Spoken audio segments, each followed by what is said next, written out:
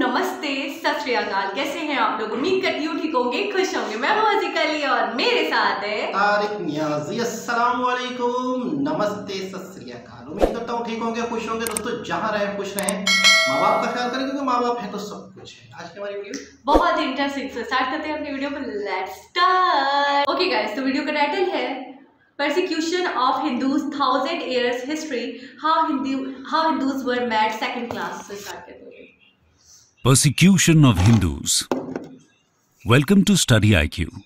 मेरा नाम है आदेश सिंह। दोस्तों, इतिहास के कुछ पन्ने ऐसे होते हैं जो ना आसानी से खोले जा सकते हैं और ना हमेशा के लिए बंद रखे जा सकते हैं। इन पन्नों को हमें बार बार पढ़ने की जरूरत तो नहीं, लेकिन फिर भी हमें इनके बारे में पता जरूर होना चाहिए। ऐसा ही एक इतिहास का पन्ना है परसिक्यूशन ऑफ हिंदूज का, जिसे आज हम समझने की कोशिश करेंगे। लेकिन उसे समझने से पहले हमें यह समझना जरूरी है कि आखिर परसिक्यूशन होता क्या है। Meaning of persecution. दोस्तों, परसिक्यूशन तब माना जाता है जब एक इंसान या कम्युनिटी का उनके रिलीजियस या पॉलिटिकल बिलीफ्स या रेस की वजह से क्रूअल और अनफेयर ट्रीटमेंट होता है। दिव्या शर्मा, जो कि एक famous sociologist and law scholar हैं, उनका कहना है कि जब एक इंसान दूसरे इंसान का या एक कम्युनिटी दूसरे कम्युनिटी का सिस्टमैटिक मिसट्रीटमेंट करती है तो उसे परसिक्यूशन कहा जाता है। और इसमें वो कार्य भी शामिल हैं जो राज्य प्रायोजित यानी स्टेट स्पॉन्सर्ड हों। इस मिसट्रीटमेंट से विक्टिम्स को दर्द, डर, कष्ट यानी सफरिंग और उत्पीड़न यानी हरासमेंट का सामना करना पड़ता है। परसिक्यूशन तभी कहलाया जाता है जब विक्टिम को गंभीरता का एहसास हो।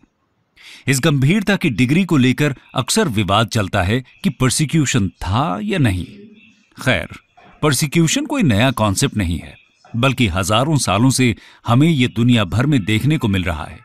और इस टॉपिक को गहराई में समझने के लिए पहले हम कुछ दुनिया भर से पास्ट एग्जाम्पल्स देखते हैं और उसके बारे में हिंदूज के परसिक्यूशन के बारे में बात करेंगे। Examples of persecution. दोस्तों, ज्यूज का परसिक्यूशन आज से 3000 साल पहले इजिप्ट के फेरोज द्वारा किया गया था। कहा जाता है कि ज्यूज को सिर्फ उनके रिलीजन के बेसिस पे नाइल नदी में फेंक दिया जाता था। 1st सेंचुरी AD के आसपास जब क्रिश्चियनिटी रोमन एम्पायर में फैलने लगा तो दोनों कम्युनिटीज के बीच टकरार बढ़े। रोमन्स क्रिश्चियनिटी को एक अंधविश्वास से भरा धर्म मानते थे और इस धर्म के मानने वाले लोगों को शेर को खिला देते थे। यह बहुत ही क्रूअल व्यवहार हुआ करता था इतने महान एम्पायर का। क्रूसेड्स 11th से 13th सेंचुरी के बीच के वो इवेंट्स थे जो लैटिन चर्च ने सपोर्ट किए। अपने होली लैंड को पाने के लिए क्रिश्चियंस ने जेरूसलम और उसके आसपास के एरिया पर सालों तक रिलीजियस परसिक्यूशन किया। उनका मोटिव था इस्लामिक रूल को खत्म करके फोर्स से जगह पर कब्जा कर लेना। इस दौरान बहुत सारे इस्लाम धर्म का पालन कर रहे लोगों पर अत्याचार हुए और उन्हें रिलीजियस परसिक्यूशन का सामना करना पड़ा। इस वजह से इस जगह से माइग्रेशन भी शुरू होता है और एक टुकड़ी इन्हीं लोगों की हिंदुस्तान की तरफ भी बढ़ती है। वहीं अगर हम यूरोपियन रिफॉर्मेशन पीरियड यानी 16th सेंचुरी के समय की बात करें तो क्रिश्चियंस ने काफी लोगों को परसिक्यूट किया जो कि क्रिश्चियनिटी से अलग बिलीफ्स रखते थे, जैसे कि प्रोटेस्टेंट्स एंड कैल्विनिस्ट्स। एनलाइटनमेंट के दौरान बहुत सारे साइंटिफिकली माइंडेड लोगों को हरास किया गया और उन्हें ट्रायल के बिना ही सूली पर चढ़ा दिया गया। गैलीलियो को भी इस समय काफी कठिनाइयों का सामना करना पड़ा, क्योंकि उनके अनुसार सन सोलर सिस्टम के सेंटर में था, जैसा आज हम जानते हैं, और न कि अर्थ, जो उस समय क्रिश्चियंस के बिलीफ्स हुआ करते थे। ऐसे कई लोग जिनकी विचारधारा उस समय की विचारधारा से नहीं मिलती थी, उन्हें परसिक्यूट कर दिया जाता था।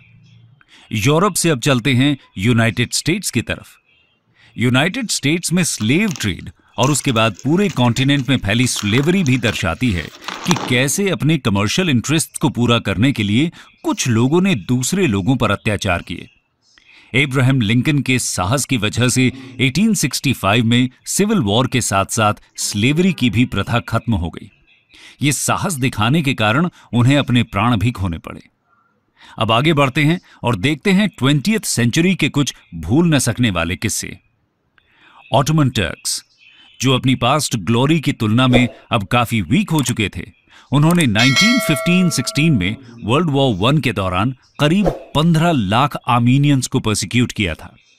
टर्क्स का मानना था कि आर्मीनियंस के धोखे की वजह से वो हार रहे थे। यूएस के प्रेसिडेंट जो बाइडेन ने रिसेंटली इसे an act of genocide declare करते हुए दर्शाया कि ये वर्ल्ड वॉर 1 के सबसे शर्मनाक एपिसोड्स में से एक था। यूरोप में हिटलर द्वारा किए गए होलोकॉस्ट से तो हम सब वाकिफ हैं ही। वर्ल्ड वॉर 2 के दौरान लगभग 60 लाख ज्यूज को कॉन्सेंट्रेशन कैंप्स में भेजकर मारा गया था। उनका कसूर सिर्फ इतना था कि वो ज्यूज थे। नाज़ी आइडियोलॉजी के अनुसार इंसानों में रेशियल हायरार्की थी और आर्यंस इस हायरार्की के सबसे टॉप पर थे। ज्यूज को वो सबसे लो लेवल का समझते थे। तो नाज़ी आर्यंस के लिए एक लेबन्सराum यानी कि लिविंग स्पेस बनाने के लिए हिटलर और उसके साथियों ने मास मर्डर कमिट किए।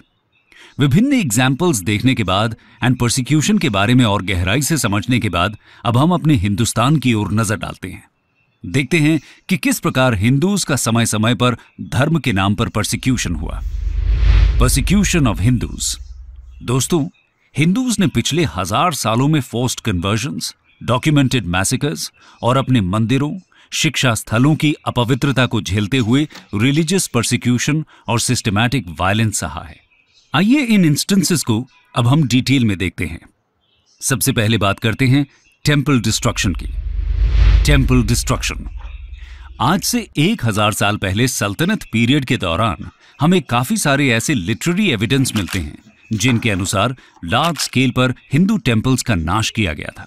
Historians Peter Jackson and Andre Wink कहते हैं कि इस्लामिक टेक्स्ट्स हिंदूज को इन्फिडेल्स कहते थे। हिंदुस्तान को दार अल हर्ब और हिंदूज पर अटैक करना जिहाद माना जाता था। टेम्पल्स का नाश हमें खास करके उत्तर भारत में देखने को मिलता है, जहां दिल्ली सल्तनत का राज फैला हुआ था। दक्षिण भारत के कंपैरिजन में आज नॉर्थ इंडिया में कुछ ही महान टेम्पल्स खड़े हैं। गुप्ता पीरियड से स्ट्रक्चरल टेम्पल्स का कंस्ट्रक्शन शुरू हुआ, पर आज हमें यहां बहुत कम एग्जाम्पल्स देखने को मिलते हैं। खाजुराहो टेम्पल्स जंगल्स में छुपे थे, इसीलिए बच गए और मिडीवल टाइम्स में रूलर्स की नजर में नहीं आए। वहीं दूसरी तरफ राजस्थान के टेम्पल्स बचे रहे क्योंकि वहां राजपूत्स ने कभी भी इन्वेडर्स को बसने नहीं दिया। अपनी हिस्ट्री में इस मानसिकता का रीसेंट एग्जाम्पल हमें अफगानिस्तान से भी मिलता है। 2001 में तालिबान ने बामिया बुद्धिस्ट स्टैचूज जो कि 6th सेंचुरी एडी में बनाए गए थे, उन्हें नष्ट कर दिया क्योंकि वो मूर्ति पूजा के सख्त खिलाफ थे। इसके अलावा हिंदूज ने अपना स्टेट पेट्रोनेज भी इस समय तक खो दिया था। ना तो कोई नए टेम्पल्स बनाने की अनुमति थी और ना ही कोई था जो उनके कल्चर को प्रोटेक्ट कर सके। हम अक्सर ये भी सुनते हैं कि हिंदूज को हिस्ट्री लिखने का शौक नहीं था और ना ही कोई ऐसी मैन्युस्क्रिप्ट्स हैं जो हिंदूज के कल्चर को और डिटेल में बता सके। पर इसका एक प्रमुख कारण है बख्तियार खिलजी। बख्तियार खिलजी ने 1193 से 1197 तक नालंदा और विक्रमशिला जैसी हिंदुस्तान की प्रमुख यूनिवर्सिटीज नष्ट कर दी थी। पर्शियन हिस्टोरियन मिनहाज सिराज ने बिहार में इस क्रूअल एक्ट का विवरण डिटेल में दिया है। सिराज के अनुसार 90 लाख से ज्यादा मैन्युस्क्रिप्ट्स को जलाया गया था और मंक्स और स्टूडेंट्स की लार्ज स्केल पर हत्या भी हुई। उस समय प्रिंटिंग प्रेस तो थी नहीं। नालंदा जैसी विशाल यूनिवर्सिटी में बुद्धिज्म के मैन्युस्क्रिप्ट्स के साथ साथ हिंदूज के भी इंपॉर्टेंट ग्रंथ रखे जाते थे। खासकर आयुर्वेदा की बहुत सारी मैन्युस्क्रिप्ट्स इस समय नष्ट कर दी गई। माना जाता है कि 2 महीने तक नालंदा यूनिवर्सिटी की आग नहीं बुझी थी। ये आग यूनिवर्सिटीज के जलने से नहीं, बल्कि उसमें रखे हजारों मैन्युस्क्रिप्ट्स के जलने की वजह से इतने लंबे समय तक डिस्ट्रक्शन के प्रतीक के रूप में जलती रही। ये दर्शाता है कि इस समय न हिंदूज के पास कोई स्टेट पेट्रोनेज था, न ही कोई उनके कल्चर को प्रोटेक्ट करने वाला था। अब हम वो इनडायरेक्ट इंस्टेंसेस देखते हैं जो परसिक्यूशन के साथ मिलकर वो कारण बने जिनकी वजह से हिंदूज अपनी ही मातृभूमि पर सेकेंड क्लास सिटीजन्स बनकर रह गए। Societal changes. दोस्तों, हिंदूज को धिम्मी का दर्जा दिया जाता था और वो मुस्लिम्स द्वारा प्रोटेक्टेड कहे जाते थे। उनके पास मुस्लिम्स जैसे इक्वल राइट्स नहीं थे। और तो और हिंदूज से एक्स्ट्रा टैक्सेस भी लिए जाते थे। हिंदूज जिजिया और खर्च पे किया करते थे, जो टोटल मिलकर 50% ऑफ लैंड रेवेन्यू हो जाता था। वहीं दूसरी ओर मुस्लिम्स ज़कात और उश्र पे करते थे, जो उनके लिए केवल 10% ऑफ लैंड रेवेन्यू तक होता था। ये दर्शाता है ग्रोस डिस्क्रिमिनेशन, जो सोसाइटी में काफी लंबे समय तक चली with a very few exceptions.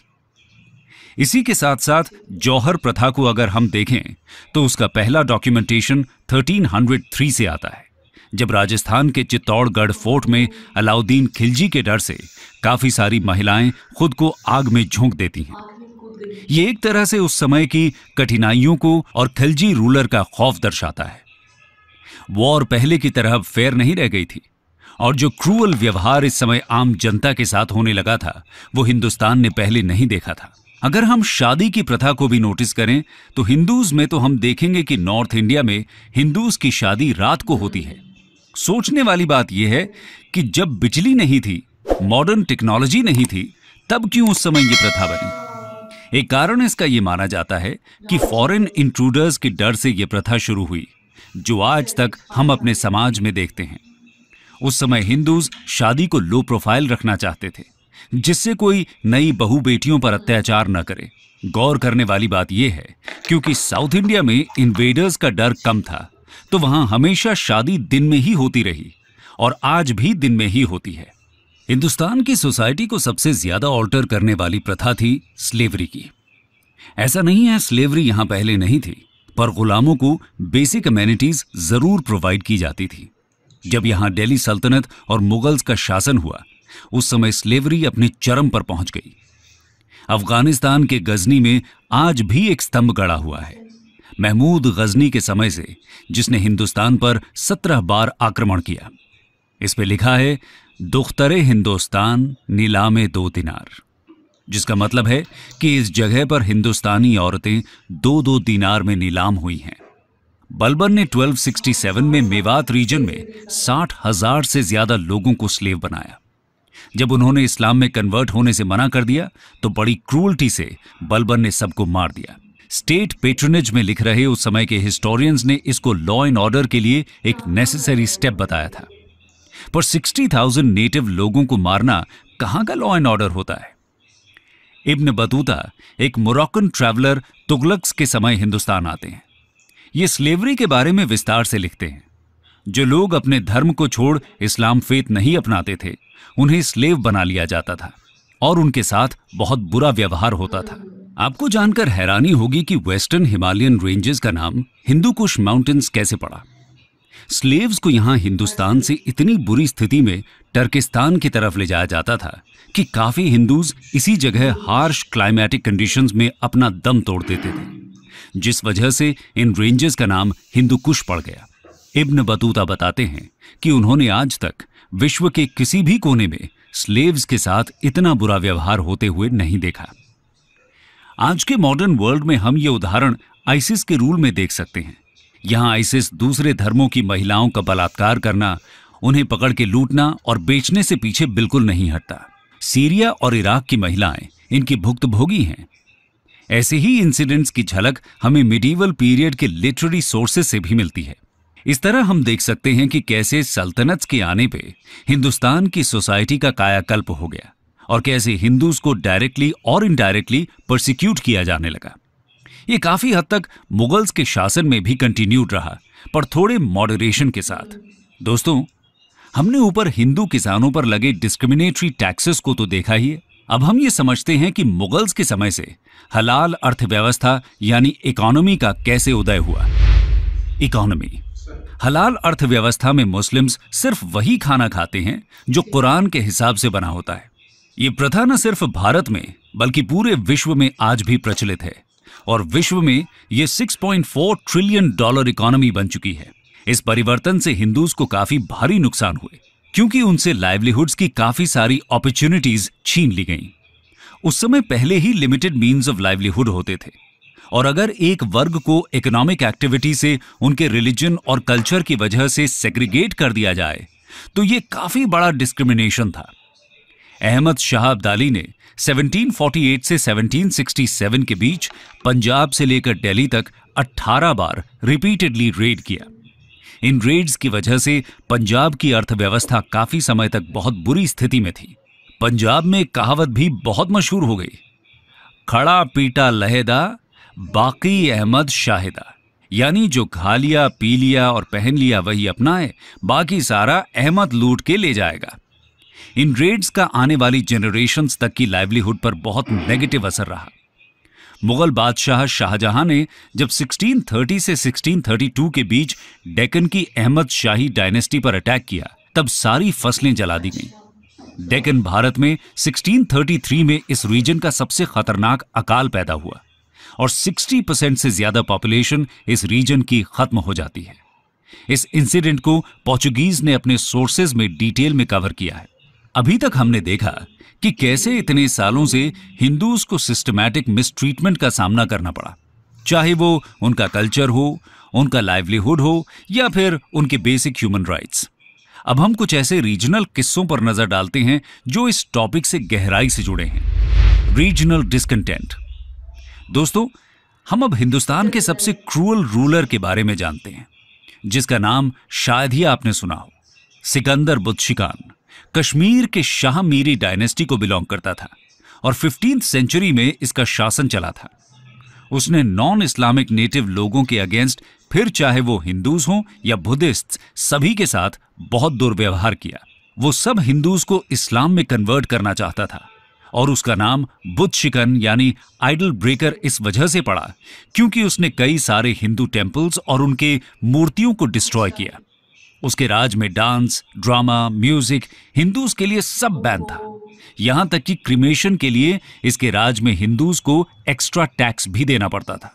इसने बीज बिहारा और मार्तंड सन टेम्पल का भी विनाश किया। इतनी क्रूअल पॉलिसीज के बाद मैक्सिमम हिंदूज अपने नेटिव लैंड को छोड़कर चले गए। जो बच गए उन सबको मार दिया गया। कहा जाता है कि सिकंदर ने 7 टीले सेक्रेड थ्रेड यानी जनेऊ जलाए थे, जो कश्मीरी ब्राह्मण्स के मरने के बाद उसने इकट्ठे किए थे। यह हिंदुस्तान की हिस्ट्री में सबसे दर्दनाक पन्नों में से एक है। यहां सिकंदर की क्रूअल्टी के सामने लोकल कुछ न कर सके। इसके बाद हम डेक्कन की ओर बढ़ते हैं, जहां लोकल्स ने छत्रपति शिवाजी महाराज से प्रेरित होकर मुगल एम्पायर की नींव ही हिला डाली। शिवाजी एक जागीरदार थे और उन्होंने बहुत कम समय में डेक्कन में एक बड़ा एम्पायर खड़ा कर दिया। यह एम्पायर उनकी मृत्यु के कई साल बाद भी बढ़ता रहा। इसका कारण हमें जानना जरूरी है। शिवाजी जब battle of Purandar 1665, battle of Sinhagad 1670, battle of Sangamner 1679 में लड़े तो उनके पीछे सारे लोकल जमींदार रैली करते हैं।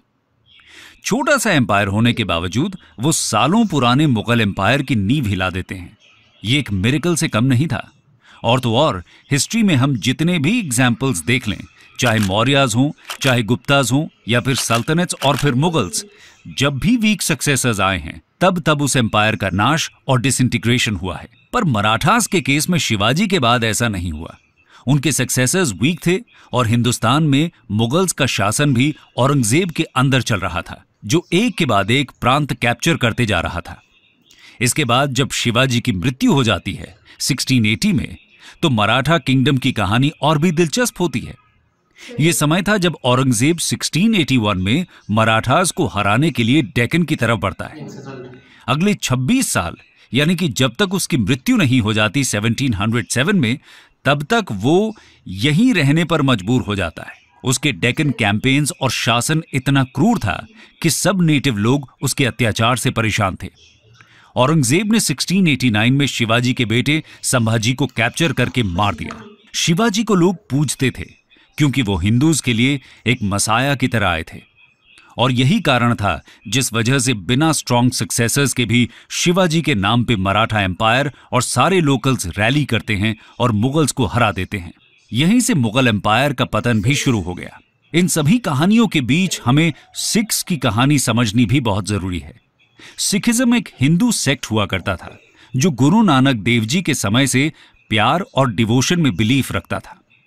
उनका एम था कि निर्गुण भक्ति में लीन होकर सोसाइटी से जाति और धर्म के नाम पर डिस्क्रिमिनेशन का अंत करना और हिंदूज के रिचुअल्स को खत्म करना, जिससे सब लोग मानव अधिकार से रह सकें। पर मुगल शासन के दौरान 2 सिख गुरुज अर्जन देव जी और तेग बहादुर जी की हत्या करा दी जाती है। ये जहांगीर और औरंगजेब कराते हैं। यहां तक कि इनके परिवार के बच्चों को भी बख्शा नहीं जाता। ऐसे इंसिडेंसेस से न सिर्फ पंजाब में बल्कि पूरे हिंदुस्तान में एक आक्रोश की लहर उठती है और लोग मुगल रूलर्स से अब धीरे धीरे मोहभंग होने लगते हैं। सिख्स का कसूर सिर्फ इतना था कि इन्होंने इस्लाम में कन्वर्ट होने से मना कर दिया था और वो रिलीजियस फ्रीडम चाहते थे। कोई और रास्ता न बचने के बाद गुरु गोबिंद सिंह जी खालसा पंथ की स्थापना करते हुए 1699 में सिख्स को एक पीस लविंग कम्युनिटी से मिलिट्री वॉरियर्स बना देते हैं। इनका उद्देश्य था कि सिख्स अपने हक के लिए लड़ सकें और मुगल्स के अत्याचार के सामने खड़े हो सकें। डेक्कन में शिवाजी का मराठा एम्पायर और पंजाब में सिखिज्म का एवोल्यूशन और लोकल लोगों का सपोर्ट ये दिखाता है कि अकबर के बाद मुगल्स ने नेटिव लोगों का कितना बुरा हाल कर रखा था। तो दोस्तों, अभी तक हमने डिटेल में समझा कि किस तरह अलग अलग क्षेत्रों में हिंदूज का परसिक्यूशन हुआ, कभी डायरेक्ट मेथड से तो कभी इनडायरेक्ट मेथड से। लेकिन इसी के साथ हमें ये याद रखना भी जरूरी है कि जिस तरह हर सिक्के के दो पहलू होते हैं, उसी प्रकार इन इंसिडेंसेस को भी दूसरी नजरों से देखा जा सकता है। आइए जानते हैं other side of the coin. Romila Thapar का कहना है कि परसिक्यूशन सिर्फ हायर कास्ट ब्राह्मण्स का हुआ था, क्योंकि बाकी कास्ट के लोगों के राइट्स पहले भी नहीं दिए जाते थे हिंदुस्तान में। इसी के साथ साथ हमें यह भी याद रखना जरूरी है कि ऐसे भी बहुत मुस्लिम रूलर्स हुए जिन्होंने हिंदू टेम्पल्स को रिपेयर भी कराया। दीपा ओल्लापल्ली के अनुसार औरंगजेब एक रिलीजियस बिगट था और उससे पहले मुगल रूलर्स काफी टॉलरेंट थे। अकबर के बारे में हमें विस्तार में पता है कि वो हिंदुस्तान के सबसे लिबरल और टॉलरेंट रूलर्स में से एक थे, जिन्होंने हिंदू मुस्लिम एकता, सामाजिक उत्थान और मेरिट के बेसिस पर एडमिनिस्ट्रेशन के लिए बहुत कुछ किया। उनके सुले कुल की राजनीति आज भी हमारे पॉलिटिशियंस को प्रेरणा देती है। उन्होंने अपने शासन में ब्राह्मण एजुकेशन को भी पेट्रोनाइज किया। रिचर्ड डेविस के हिसाब से सेक्रेड टेम्पल्स को टारगेट सिर्फ मुस्लिम्स ने नहीं बल्कि उससे पहले के हिंदू रूलर्स ने भी किया था। वो इन मूर्तियों को अपने प्रदेश ले जाते थे as a symbol of victory. फर्क इतना था कि पहले वापस ले जाने के बाद भी उसे पूजा जाता था और न कि नष्ट कर दिया जाता था। रोमिला थापर के हिसाब से टेम्पल्स का डिस्ट्रक्शन कोई रिलीजियस परसिक्यूशन नहीं बल्कि उसे सॉवरेंटी, रॉयल पावर, मनी और अथॉरिटी एस्टैब्लिश करने के लिए यूज किया गया था। खैर, अब हम चलते हैं इस टॉपिक के कंक्लूजन पर। कंक्लूजन दोस्तों, जैसा कि हमने वीडियो की स्टार्टिंग में भी डिस्कस किया था कि परसिक्यूशन का अर्थ है कि विक्टिम्स को दर्द, डर, सफरिंग और हैरेसमेंट का सामना करना पड़ता है। इस गंभीरता की डिग्री को लेकर अक्सर विवाद चलता है कि परसिक्यूशन था या नहीं, और यह विवाद चलता ही रहेगा। पुरानी हिस्ट्री को जानना जरूरी है, परंतु उसी पास्ट के बेसिस पे अपने आज और अपने भविष्य को देखना ठीक नहीं होगा। आज हम एक पोस्ट मॉडर्न वर्ल्ड में रहते हैं। नेशन स्टेट्स की इंपॉर्टेंस के साथ साथ आज हम बढ़ते टेक्नोलॉजिकल चेंजेस देख रहे हैं। इसके फलस्वरूप globalisation and community level interaction काफी बदल गया है। एक माउस के क्लिक से कुछ ही मिनटों में हम अपनी बात हजारों लाखों तक पहुंचा सकते हैं। इस इंटरकनेक्टेड वर्ल्ड में जरूरी है कि हम पास्ट में न रहते हुए एक पीसफुल वर्ल्ड की कामना करें जिसमें hate, tolerance, war, persecution, genocide जैसी क्रूअल्टी की कोई जगह न हो। आप क्या सोचते हैं इस विषय पर? कमेंट सेक्शन में जरूर बताएं और ये वीडियो अपने फ्रेंड्स और फैमिली के साथ शेयर करना न भूलिएगा। Thank you. हिस्ट्री और इंफॉर्मेशन। अच्छा, मैंने बहुत सारी वीडियोस में सुना था परसिक्यूशन हिंदूज के साथ हुआ, ज्यूज के साथ हुआ, तो मुझे वाकई एग्जैक्टली नहीं समझ में आया था कि जुल्म सितम तो हुआ, लेकिन क्या वजूहात थी, क्या रीज़न थे। इस वीडियो में हम डिटेल में समझ पाएंगे कि मसले मसाइल क्या थे, रीजंस क्या थे और क्या सर्कमस्टेंसेस थे। पहली वजह सबसे बेसिकली मज़हब को लेके एक कौम दूसरी कौम के साथ, एक पूरा खित्ता दूसरे खित्ते के साथ जुल्म करते थे और इस बात को लेके कि इनका अलग मज़हब है, जो कि मेरे ख्याल में एक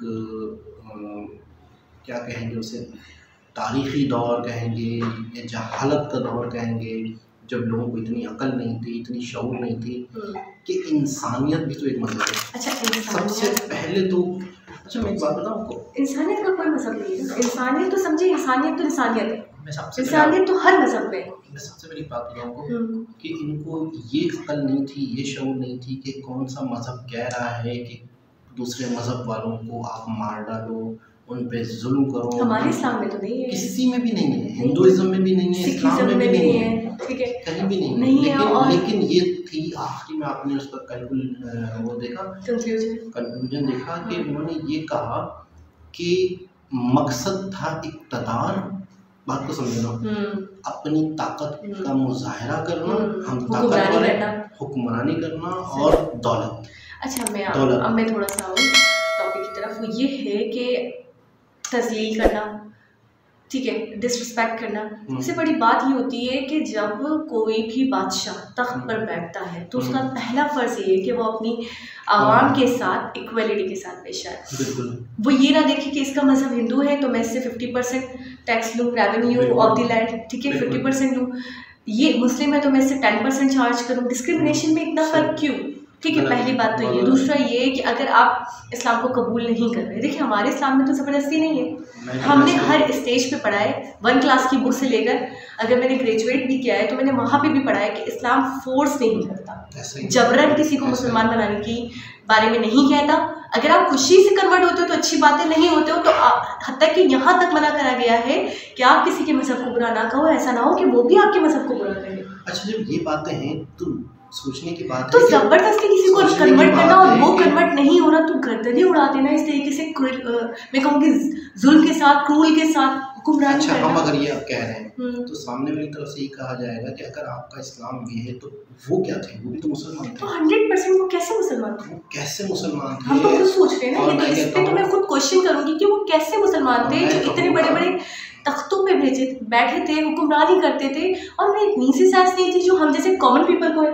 मैं बता रहा हूँ कि इसका मतलब आखिरी में जो बताई गई वो बाकी वो ये सिर्फ और सिर्फ इक़्तिदार का नशा था, इक़्तिदार का नशा था, जिसमें वो डूबे हुए थे, दौलत का था, दौलत ठीक है ना, और जुल्म करके अपने आप को ताकतवर समझ। अच्छा, दूसरी बात ये है कि इस तरह की जो हिस्ट्री अगर रही है तो मैं कहता हूँ कि हमें आज के दौर को देखना चाहिए और हमें एक दूसरे से नफरतों को लेके नहीं चलना चाहिए। अच्छा, मैं ये सोच रही हूँ बड़ा जालिमाना दौर होगा, शेर को खिलाते रहे इस तरीके से, इतनी सारी महिलाएं जो अपनी इज्जत की हिफाजत करते हुए और ज़बरदस्ती, मतलब जाहिर सी बात है उनकी तो आगे ज़िंदगी थी, वो आग में कूद गई, उन्होंने छलांग लगा दी, उन्होंने मतलब आत्महत्या कर ली, तो इस तरीके से कितनी मतलब दर्दनाक मौत होगी। अच्छा, तो आप उस हद तक उनको लेकर गए ना। आपको मैं बात बताऊँ, ये जो चीज़ हमें आज देखने को मिली इस वीडियो में, जो हमें पता चला, ये चीज़ आज भी है। आज भी वो किस शक्ल में पता है? आज भी कई ऐसे इलाके, कई ऐसे गांव देहात ऐसे हैं जहाँ पे एक कौम थोड़ी सी गरीब कौम है, एक जागीरदार कौम है, तो वो बाकायदा उन पे जुल्म करते हैं। मैंने थोड़े दिनों पहले सुना था, हमारे ही ये इसी तरह था, हाँ, हमारे ही तरफ के किसी मतलब गाँव, पंजाब के किसी गांव का सुना था कि मतलब कसूर का सुना था, ऐसे कहीं का सुना था कि वहाँ पे किसी जागीरदार ने पता नहीं उनके ग्लास में पानी पी लिया कि क्या किया, तो उन्होंने शिकारी कुत्ते छोड़ दिए अपने मतलब मुलाजिम पे।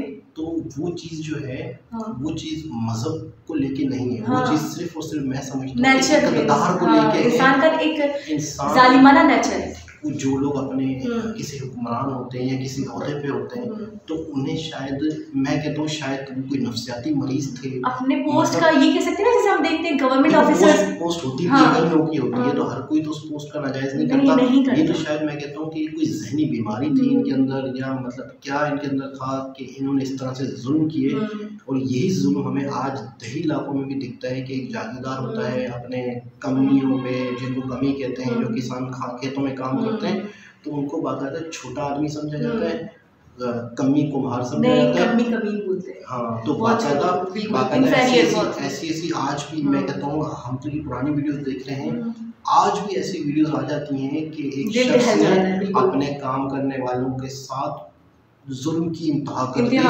और उसको मार मार के लहू लहान कर दिया और कत्ल तक कर दिया।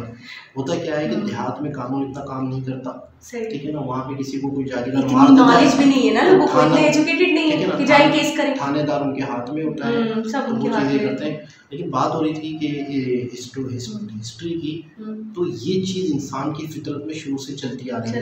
अच्छा, साथ में आपने देखा कि कुछ ऐसे हुक्मरान भी थे कि जिन्होंने अकबर बादशाह, लेकिन औरंगजेब मैंने थोड़ा सा मिस कर गई हूँ शायद। औरंगजेब के बारे में पहले बता रहे थे ना कि वो बहुत रिलीजियस थे। नहीं, पहले औरंगजेब के बारे में बता रहे थे कि उन्होंने हमले किए थे, ठीक है ना, इनके साथ मराठाओं के साथ उनकी काफी रही थी। अच्छा, तो रिलीजियस माइंड हुई थे, रिलीजियस माइंड हुई थे। फिर अकबर जो थे उन्होंने मतलब मुस्लिम हिंदुओं को ये कहते हैं एक लेवल पे लेकर चले। अकबर ने तो एक ऐसा मजहब भी इजाद किया था, अकबर बादशाह ने, जिसने अकबर ने ये कहा था कि एक नया मजहब बनाते हैं जिसका नाम है दीन इलाही, ठीक, जिसमें कोई हिंदू भी नहीं है, कोई मुसलमान भी नहीं है, सब हैं और सब एक खुदा की इबादत करेंगे।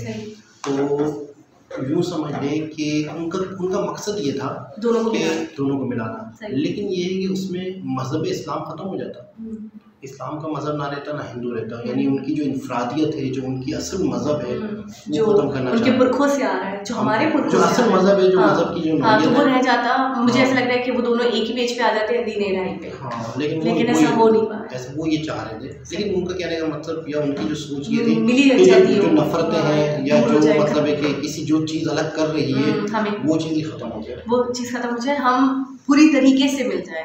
तो मैं इस चीज़ को समझूंगा कि अगर ये जुल्म हो रहे थे तो उन्होंने बहुत गलत किया। और वही आप वाली बात कि हिंदुस्तान, जो आज का हम हिंदुस्तान देख रहे हैं, इसने बहुत जुल्म सहे हैं, बहुत कुछ सहा है, बहुत लोगों ने बाहर से आके उनको लूटा है और अपनी हुकूमत। अच्छा, अब मैं आपको थोड़ा सा एकदम पॉइंट वाली बात बताऊं। वैसे तो मैं इतनी बड़ी नहीं हूँ कि मैं इतने बड़े बड़े तस्करे करूँ, लेकिन जाहिर सी बात है अल्लाह पाक ने दिमाग सबको दिया है, अकल शऊर सबको दिया है।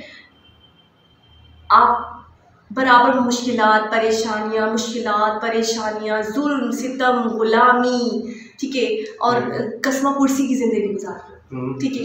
कभी कोई आ रहा है, कभी कोई आ रहा है आपको डस कर जा रहा है, कभी कोई आ रहा है आपको यूज़ करके जा रहा है, कभी कोई आ रहा है आप पे हुकूमत कर रहा है, कि आप तार हो चुके हो, आपका पूरा बॉडी भर चुका है जख्मों से। और उसके बाद आप एक नए जुनून, एक नए जज्बे के साथ उठते हो, उभरते हो, तो क्या तब आप मैच्योर नहीं होगे? इतने गमों के बाद, इतनी तकलीफ़ों के बाद, इतने जख्मों के बाद, इतना कुछ सहने के बाद तो आप मैच्योर हो जाओगे ना। अब हम इंडियन हुकूमत को, इंडियन गवर्नमेंट को ले लें या इंडियन नेशन को ले लें, खुद से कंपेयर कर रहे होते हैं, ठीक है, ये दूसरे मुल्कों से कंपेयर कर रहे होते हैं कि उन्होंने दूसरे मुल्कों को पीछे छोड़ दिया। तो कैसे पीछे छोड़ा? अब आपको पॉइंट समझ में आ रहा है कि उन्होंने इतना कुछ सहा है कि अब उन्हें गिरते पड़ते चलना आ गया है। वो कहते हैं ना कि जब वो लोहा जो है या कोई चीज बनती है तो हीरे के बारे में कहते हैं कि वो मतलब कोयला होता है, फिर उसको मतलब उसको खूब पीटते हैं, खूब जरबे लगाते हैं, खूब छोटे लगाते हैं, तो वो जाके फिर वो हीरा बनता है। गोल्ड भी जब बनता है तो पहले तो वो लोहे की काम उसमें, तो ये जरूरी है। और मुझे लगता है जो इंडिया एक हीरे की तरह उभर रहा है ना, ठीक है, मैं तशबीह दूंगी हीरे से ही, तो इसने बहुत कुछ सहा है, बहुत चोटें, बहुत जरबे खा चुका है, तो अब ये इतना आए। लेकिन मैं एक बात आखिर में ये कहना चाहूँगा कि जो भी हिस्ट्री थी या किसी ने अगर किसी पे जुल्म किया था वो एक अपनी जगह पे है, लेकिन आज के दौर के तकाज़े ये हैं कि हमें सबको इस तरह की हिस्ट्री या इस तरह की चीज़ों पे ज़्यादा फोकस करने के बजाय तरक्की पे फोकस करना चाहिए, अपनी डेवलपमेंट पे फोकस करना चाहिए। बेशक अपना इतिहास जो है पता होना चाहिए। अच्छा, लेकिन आपने वीडियो की स्टार्टिंग में नहीं सुना कि उन्होंने कहा ज़रूरी नहीं है कि हम याद ही रखें, लेकिन ये ज़रूरी है कि हमारी नॉलेज में हो। कोई हमसे बात करे तो हम बोल तो सकें कि हम कौन से दौर से गुजर चुके हैं, पता होना जरूरी है, बहुत जरूरी। लेकिन उन बातों को लेके दिलों में दिलों में नहीं। और सबसे एक चीज़ जो हमारा भी एक फोकस है या मतलब आपका भी होगा कि सबसे मेन चीज़ है, हम जो भी हैं सबसे पहले हम इंसान हैं, सबसे पहले इंसानियत है। और मैं कहता हूँ कि अगर एक इंसान दूसरे इंसान का भला करता है वो इबादत करने से ज़्यादा अफजल है। अगर आप एक वक्त में इबादत कर रहे हैं, हाँ, बिल्कुल, और अगर कोई दूसरे की हेल्प कर रहे हैं, मर रहा है, उसकी किसी तकलीफ है, अगर आप भाग के उसकी मदद करते हैं तो वो आपकी जो इबादत है वो उससे बढ़कर है। तो एक बहुत ही इंफॉर्मेटिव वीडियो थी, हिस्टोरिकल वीडियो थी, इंफॉर्मेशन थी जिसके अंदर। तो दोबारा किसी और वीडियो के साथ आपसे मुलाकात होगी, जब तक के लिए अल्लाह हाफ़िज़।